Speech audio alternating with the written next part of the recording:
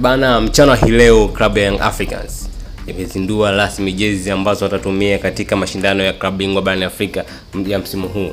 Klabu ya Young Africans imezindua jezi hizo mnamo majira ya saa 6 mchana.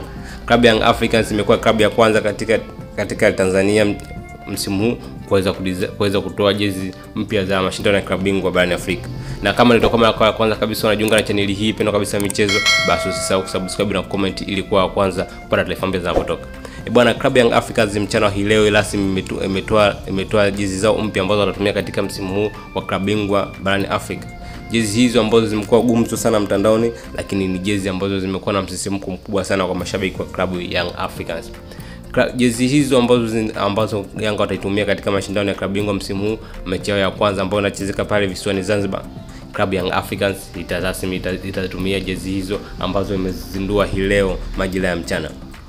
Klabu ya Young Africans inakuwa ni klabu ya kwanza kabisa katika ardhi ya Tanzania kwa msimu huu kuweza kutoa jezi za kimataifa.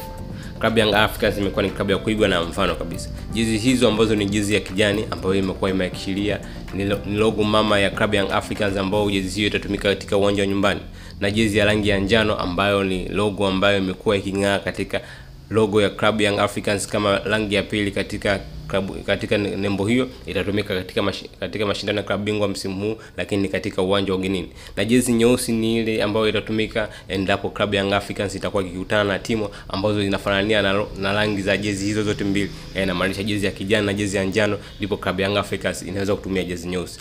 Je, ni yapi maoni yako kwa jezi hizi mpya za klabu ya Young Africans? Unawapa asilimia ngapi design?